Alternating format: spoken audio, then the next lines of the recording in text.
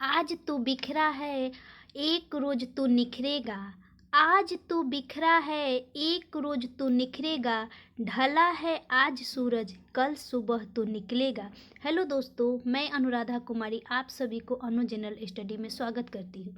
दोस्तों, आज हम बिहार दरोगा से संबंधित प्रैक्टिस सेट का डिस्कशन करेंगे। दोस्तों, अभी बिहार दरोगा के पीटी एग्ज़ाम होने वाला है, जिसको देखते हुए मैं टॉप 20 क्वेश्चन लाई हूँ। ये बहुत ही महत्वपूर्ण होगा बिहार दरोगा के पीटी एग्ज़ाम के लिए। ठीक है दोस्तों, चलिए हम स्टार्ट करते हैं। दोस्तों, हमारा पहला क्वेश्चन है, सार्वजनिक पद का अधिकार कैसा अधिकार है? यानी सार्वजनिक पद का अधिकार कैसा अधिकार है? क्वेश्चन है, ऑप्शन है ए शैक्षणिक अधिकार, बी नागरिक अधिकार, सी राजनीतिक अधिकार, डी आर्थिक अधिकार। देखिए दोस्तों, सार्वजनिक पद का मतलब होता है अगर सरकार कोई भी नियुक्तियां निकालती है तो उसमें किसी भी व्यक्ति को नियुक्तियों से संबंधित प्रावधान सभी को मिल सकता है। ठीक है, तो इसका आंसर दोस्तों नागरिक अधिकार होगा, यानी सभी नागरिकों को प्राप्त है। ठीक है, चलिए इसके बारे में देख लेते हैं। अनुच्छेद 16 में, यानी जो हमारे भारतीय संविधान है, उसमें मौलिक अधिकार दिया गया, यानी सभी व्यक्तियों को मौलिक अधिकार प्राप्त है। उसमें अनुच्छेद 16 है, इसमें उपबंध किया गया है कि किसी भी पद या नियोजन में विषयों से सभी नागरिकों को अवसर की समता होगी। ठीक है दोस्तों, चलिए आगे हम देखते हैं। दोस्तों, इसमें कुछ अपवाद भी होते हैं, जैसे कि अगर इसमें संसद कानून पारित करे और किसी विशिष्ट नौकरी उन उम्मीदवारों के लिए जो एससी हो, यानी शेड्यूल कास्ट हो, एसटी हो, शेड्यूल ट्राइब हो या पिछड़ा वर्ग हो, उनके उत्थान के लिए सरकार एक विशेष प्रावधान करके उनकी नियुक्ति प्रक्रिया करती है। ठीक है दोस्तों, तो उन लोग को विशेष प्रावधान होता है। चलिए आगे देखते हैं। अगला क्वेश्चन है हमारा कि विदेश भेजे जाने वाले विभिन्न संसदीय प्रतिमंडलों के लिए व्यक्तियों का नामांकन निम्नलिखित में से कौन करता है? तो देखिए दोस्तों, अगर नामांकन पूछेगा तो नामांकन जो होता है इसका अलग आंसर होता है और भेजता कौन है इसका अलग आंसर होता है। चलिए ऑप्शन देखते हैं। पहला राष्ट्रपति, बी विदेश मंत्री, सी प्रधानमंत्री, डी लोकसभा अध्यक्ष। तो दोस्तों इसका आंसर होगा लोकसभा अध्यक्ष, क्योंकि भेजने का कार्य, नामांकन करने का कार्य लोकसभा अध्यक्ष करता है, लेकिन अगर भेजेगा तो वह राष्ट्रपति करेगा। ठीक है दोस्तों, राष्ट्रपति, यानी जैसे कि हम लोग एग्जाम्पल में जानते हैं कि जो हमारे राजदूत होते हैं, इसकी जो भेजता है ना, वो राष्ट्रपति भेजता है, लेकिन नियुक्ति कौन करेगा? वह लोकसभा अध्यक्ष करेगा। चलिए दोस्तों, क्वेश्चन नंबर 3 पे चलते हैं। क्वेश्चन नंबर 3 है हमारा, निम्न में से किसे संसद सदस्य ना होते हुए भी संसद को संबोधित करने का अधिकार है? देखिए दोस्तों, इसका ऑप्शन है भारत का सॉलिसिटर जनरल, बी भारत का अटॉर्नी जनरल, सी भारत का मुख्य न्यायाधीश, ऑप्शन डी में A+B। देखिए दोस्तों, इसका आंसर होगा ऑप्शन बी, यानी भारत का अटॉर्नी जनरल।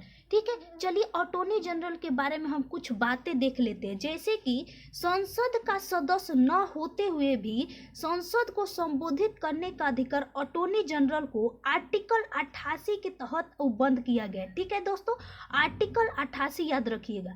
और इनकी नियुक्ति किस में है? अनुच्छेद 76 में। ठीक है, यानी संबोधित करेगा तो 88, इनकी नियुक्ति किस में है? 76 में है। ठीक है, और देखिए दोस्तों, इसमें एक और है कि जो ये हमारा अटॉर्नी जनरल होता है, यानी महान्यायवादी, इसको हिंदी में कहते हैं महान्यायवादी। ठीक है, तो इनकी ये संसद की संयुक्त बैठक की कार्यवाही में भाग लेने का अधिकार होता है, लेकिन इनको वोट करने का अधिकार नहीं होता है। यह अनुच्छेद है दोस्तों 88 के 1। ठीक है, 88 के 1 में संयुक्त बैठक में, और संबोधित करने का अधिकार ओनली 88 में। ठीक है, चलिए आगे। भारत का प्रथम अटॉर्नी जनरल MC सीतलवाड़ थे। कौन था दोस्तों? MC सीतलवाड़ थे। देखिए दोस्तों, इनकी जो योग्यता होती है ना, सुप्रीम कोर्ट के न्यायाधीश बनने के जैसे योग्यता होनी चाहिए। ठीक है, अभी वर्तमान में महान्यायवादी कौन है? के वेणुगोपाल। ठीक है दोस्तों, जो 15वें नंबर के महान्यायवादी है। ठीक है, 15वें नंबर के महान्यायवादी कौन है? के वेणुगोपाल। इनकी नियुक्ति राष्ट्रपति के द्वारा किया जाता है। जो राष्ट्रपति के प्रसाद पर्यंत यानी मर्जी के अनुसार कार्य पर बने रहते हैं, यानी राष्ट्रपति चाहेगा जब चाहेगा तब हटा सकता है।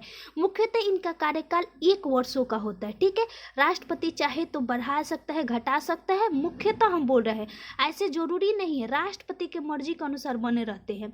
भारत सरकार का यह कानूनी विशेषज्ञ होता है, यह सलाहकार होता है, जिस पर यह सलाह देता है। सुप्रीम कोर्ट में सरकार के यह मुख्य वकील होता है, यानी अगर सरकार किसी प्रकार का केस लड़ती है तो वहाँ पे यह मुख्य वकील का काम करता है। ठीक है, महान्यायवादी को निजी कानूनी अभ्यास से वंचित नहीं किया जा सकता है। ये मतलब चाहेगा तो निजी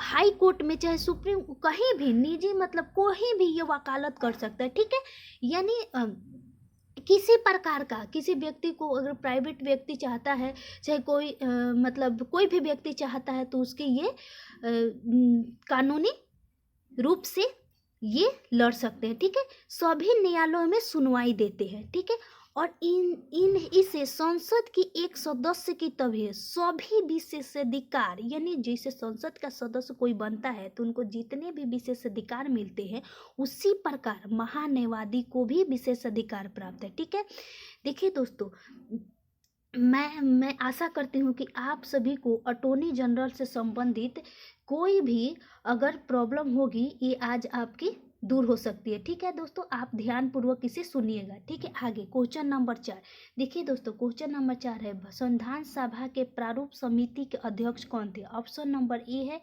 सी राजगोपालाचारी, बी डॉक्टर राजेंद्र प्रसाद, सी डॉक्टर अंबेडकर और डी जवाहरलाल नेहरू। तो देखिए इसका आंसर होगा डॉक्टर BR अम्बेडकर। ठीक है दोस्तों, डॉक्टर अम्बेडकर।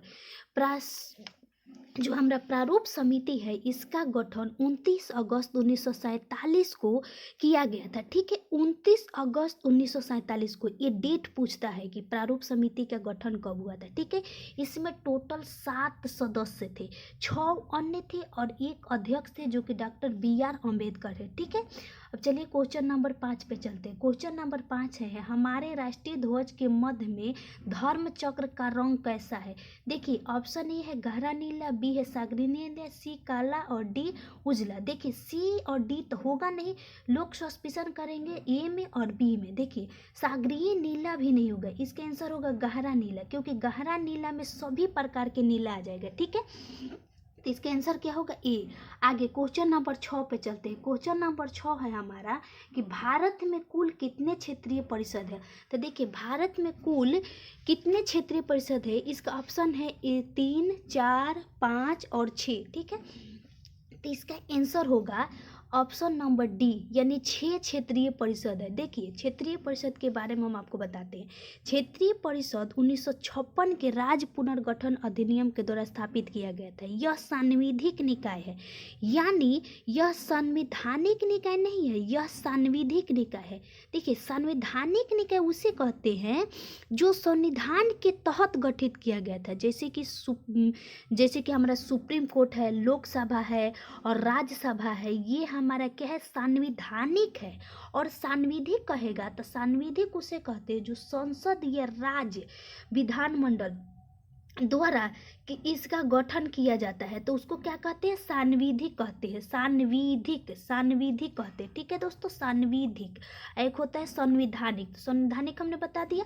देखिए ये इसके बारे में, ये जो क्षेत्रीय परिषद है, अभी भारत में 6 क्षेत्रीय परिषद है। पहले हमारा 5 था, लेकिन 1971 में वो बंद करके एक क्षेत्रीय परिषद, पूर्वोत्तर क्षेत्रीय परिषद जोड़ दिया गया। ठीक है दोस्तों, पूर्वोत्तर क्षेत्रीय परिषद। इस क्षेत्रीय परिषद का मतलब होता है कि उत्तर में उत्तर क्षेत्रीय परिषद, पूर्व में पूर्व क्षेत्रीय परिषद, उत्तर पूर्व में यानी इधर जो पूर्वोत्तर पड़ता है तो उसको पूर्वोत्तर क्षेत्रीय परिषद, दक्षिण में दक्षिणी क्षेत्रीय परिषद, पश्चिम में पश्चिम क्षेत्रीय परिषद और मध्य में मध्य क्षेत्रीय परिषद। ठीक है, यानी क्षेत्रीय परिषद हो गया। और इसकी जो इसके जो अध्यक्ष होते हैं क्षेत्रीय परिषद के, वह राष्ट्रपति यानी राष्ट्रपति इसका गठन करता है। क्षेत्रीय परिषद की गठन राष्ट्रपति, और अध्यक्ष कौन होता है? गृह मंत्री।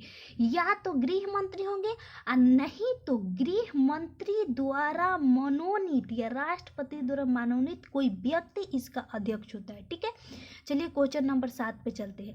क्वेश्चन नंबर 7 है कि संविधान के किस अनुच्छेद में प्राथमिक स्तर पर मातृभाषा में शिक्षा देने की बात की गई है? ऑप्शन नंबर ए है अनुच्छेद 21 के ए, अनुच्छेद 42 बी में, सी में अनुच्छेद 350 ए और डी में 351। देखिए इसका आंसर होगा 350 के ए। अब इसके बारे में हम जान लेते हैं। जब 350 के ए में प्राथमिक स्तर पर मातृभाषा देने के लिए शिक्षा को बंद किया गया है। देखिए मातृभाषा यानी प्राथमिक स्तर पर मातृभाषा को बंद 3 अनुच्छेदों में है। और देखिए जैसे कि एक है 21 के क, देखिए 21 के क में भी ये बंद किया गया है। इसको 86वां संविधान संशोधन 2002 के जोड़ा गया और कहा गया कि 6 से 14 वर्ष के बच्चों को मातृभाषा में शिक्षा देने का अधिकार। ठीक है दोस्तों, यानी निःशुल्क एवं अनिवार्य शिक्षा देना। और इसी के तहत अनुच्छेद 45, जो हमारा अनुच्छेद 45 है दोस्तों, इसमें क्या किया गया? पहले जो 6 से 14 वर्ष बच्चों को निःशुल्क एवं अनिवार्य शिक्षा था वो 21 के क में रख दिया गया। तो यहाँ पे क्या किया गया? 45 में 6 से कम यानी 0 से 6 वर्ष के बच्चों के लिए इसमें वो बंद किया गया, पर मतलब निःशुल्क एवं अनिवार्य शिक्षा का। ठीक है, और उसके अलावा देखिए एक और अनुच्छेद है। एक और अनुच्छेद कौन सा है? 51 के क, जिसमें हम लोग मौलिक कर्तव्य पढ़ते हैं। मौलिक कर्तव्य 51 के क में उल्लेख है। इसमें भी पहले 10 मौलिक कर्तव्य थे, लेकिन 66 संविधान संशोधन 2002 के द्वारा एक और मौलिक कर्तव्य जोड़ दिया गया, जिसमें वो बंद किया गया कि 6 से 14 वर्ष के बच्चों को प्राथमिक शिक्षा प्रदान करना प्रत्येक नागरिकों का कर्तव्य होगा। यानी प्राथमिक शिक्षा से संबंधित कितने अनुच्छेद बताए हमने? पहले तो 351, फिर उसके बाद हमने बताया 45 0 से 6 वर्ष, उसके बाद 21 के क और 51 के 1 यानी क। ठीक है दोस्तों, चलिए आगे चलते हैं। आगे है हमारा क्वेश्चन नंबर 8। क्वेश्चन नंबर 8 में किस राष्ट्रपति के निर्वाचन के समय दूसरे चक्र की मतदान गणना करनी पड़ी थी? देखिए ऑप्शन नंबर ए है ज्ञानेजल सिंह, बी में है बीबी गिरी, सी में है नीलम संजीव रेड्डी और डी में है KR नारायण। तो देखिए इसका आंसर होगा बीबी गिरी। बीबी गिरी के समय दूसरे चक्र की मतगणना करनी पड़ी थी। यह चौथे राष्ट्रपति बने थे उस समय और निर्दलीय पार्टी से चुनाव लड़े थे। ठीक है दोस्तों, चलिए आगे बढ़ते हैं।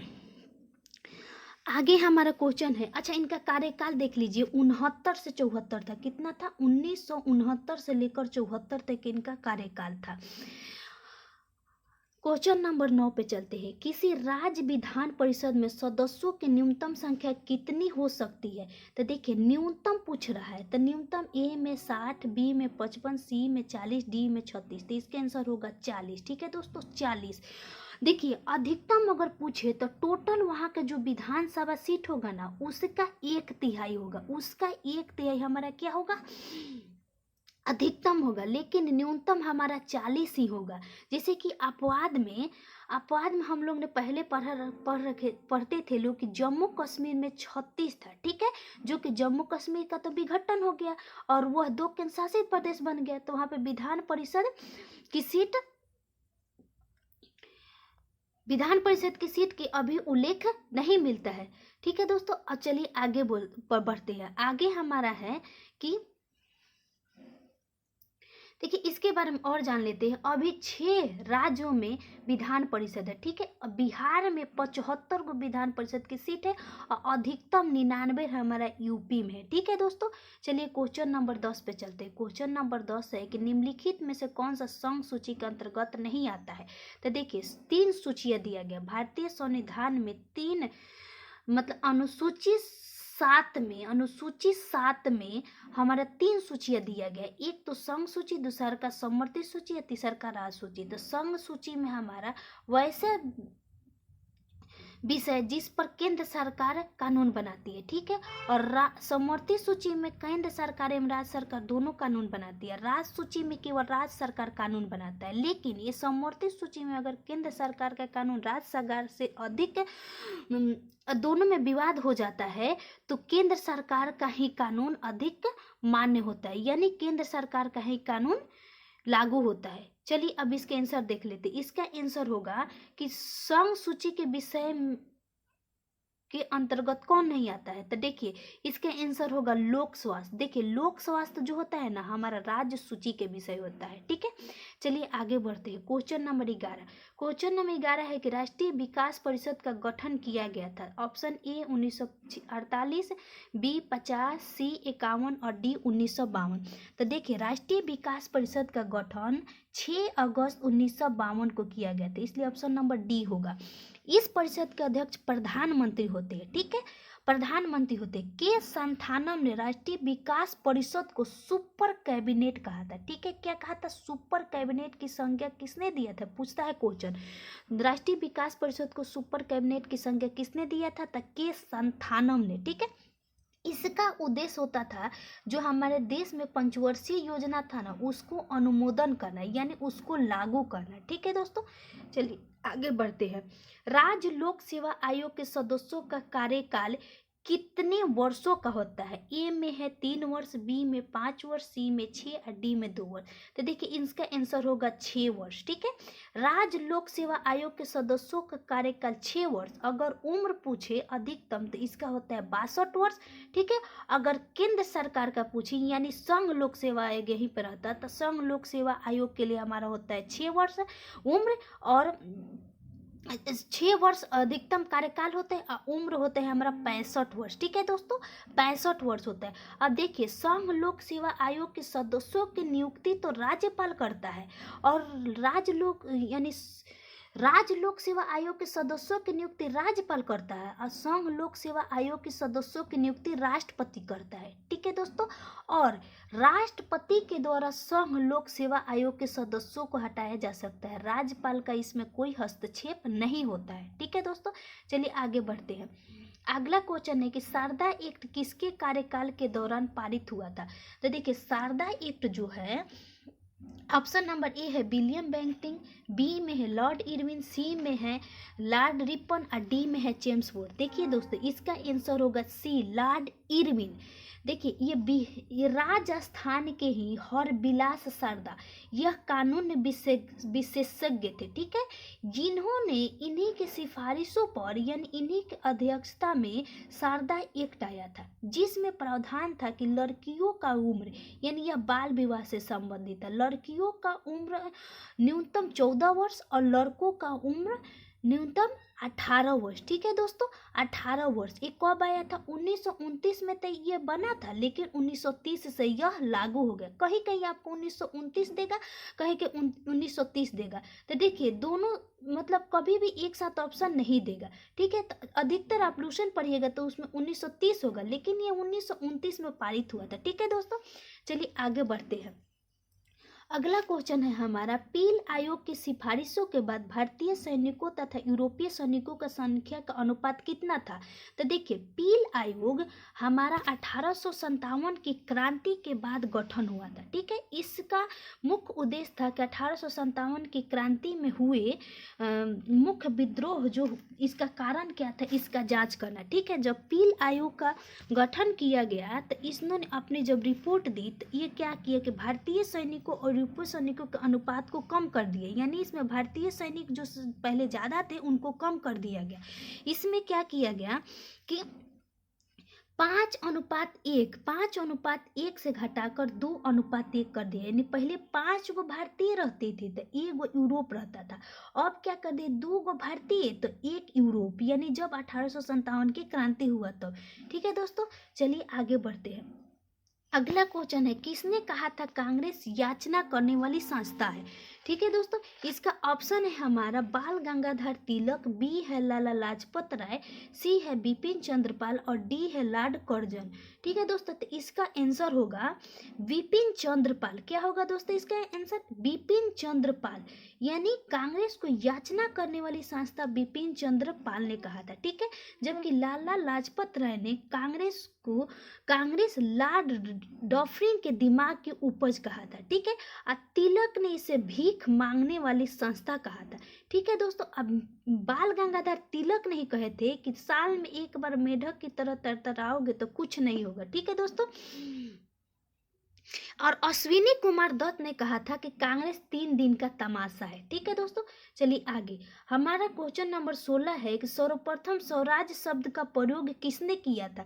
तो देखिए, ए है महात्मा गांधी, बी जयप्रकाश नारायण, सी स्वामी दयानंद सरस्वती, या डी में है राजा राम मोहन राय। तो देखिए, इसमें बच्चे कंफ्यूजन होते हैं दो आदमी में, या तो जयप्रकाश नारायण और दयानंद सरस्वती में।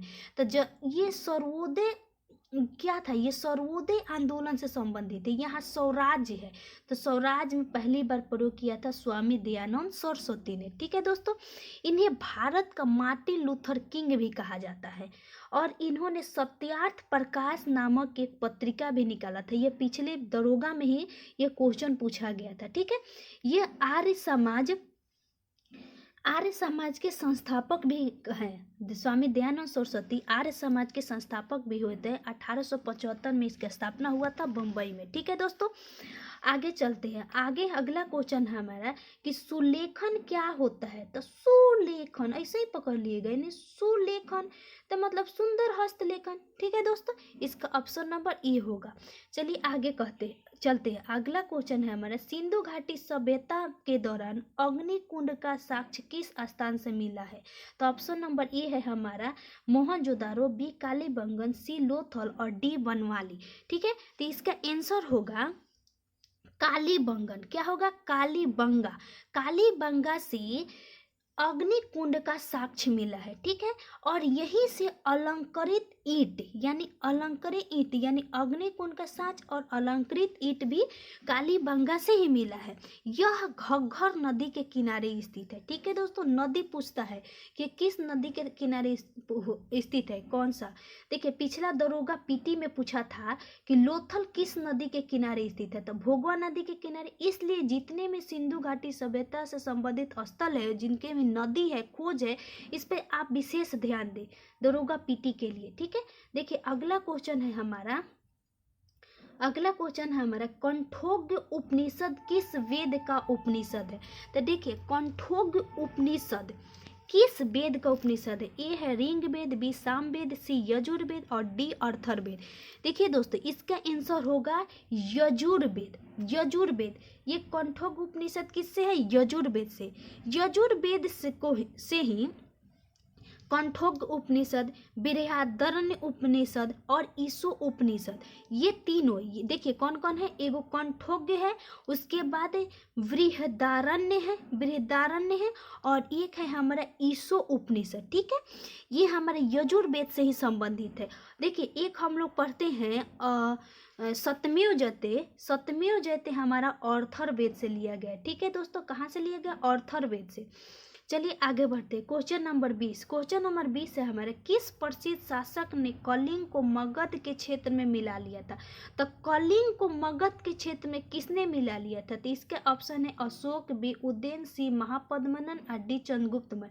तो इसका आंसर होगा महापद्मनंद ने पहली बार कलिंग को मगध में मिला लिया था। ठीक है, ये कलिंग नरेश खारवेल के रुद्रदामन यानी जूनागढ़ अभिलेख में इनका वर्णन किया गया। ठीक है दोस्तों, रुद्रदामन के जूनागढ़ अभिलेख में इसका वर्णन मिलता है। यह महापद्मनंद नंद वंश के संस्थापक थे। ठीक है, चलिए दोस्तों, ये इन्होंने एकराट की उपाधि धारण किया था। एकराट, ये बहुत सारी उपाधि धारण किए थे, जिसमें से एक आप याद रखिएगा, एकराट की उपाधि।